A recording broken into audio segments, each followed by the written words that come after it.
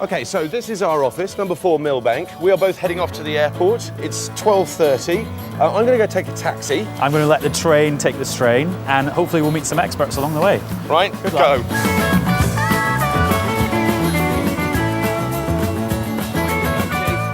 But before I've even left Westminster, my trip has hit a snag. Excuse me.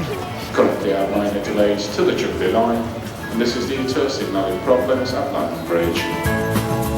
Meanwhile, I've picked up someone who reckons us road users have been shortchanged. For every passenger mile that a motorist drives, he contributes about 4 pence to the exchequer, which is spent on general expenditure. For every passenger mile on the railway, the exchequer pays 21 pence on average. There's a really severe imbalance. Stephen, thank you very much indeed. I must make my way to Heathrow because all the time we're going, Adam's getting there. Thanks a lot. Bye-bye. Bye-bye.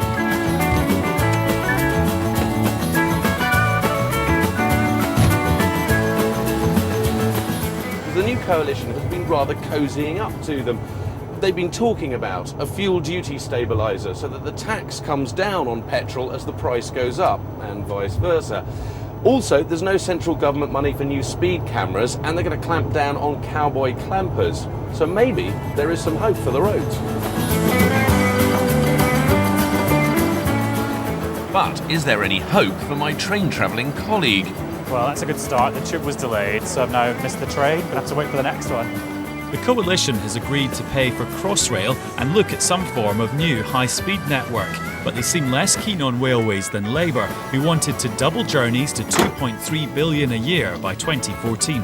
The Department of Transport is being told it's got to find cuts of about 700 million already this year. So, for example, they say they're looking again at an order for 1,000 new train carriages after a report from the National Audit Office said that the increase in passenger numbers just hadn't materialised.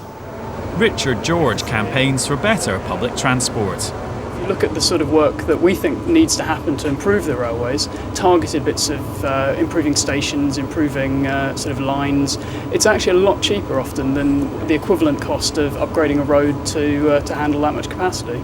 We think as well, when you look at the government's objectives for transport, to improve the environment, to support economic growth, to improve people's quality of life, rail wins hands down. We'll see where he is. Hello. Okay, Adam, all I want to hear from you is, are you waiting outside Terminal 3 or are you still on your journey? We've actually just left Paddington Station because of delays on the tubes. You've just left Paddington. Yeah, I'm 20 minutes away. I'm now pulling into Terminal 3. The new government's already had an impact here at Heathrow, by the way. Those contentious plans for a third runway have been dropped. And the coalition is committed to encouraging more of this, walking. Well done, well done. An hour and 40 minutes door to door. That's not good. The train was fine, it was the underground that was the problem. Okay. Because I can say now, I thought you were going to win hands down. That just shows it can happen. I'll get you a coffee, come on. So who's the Clarkson and who's the Richard Hammond?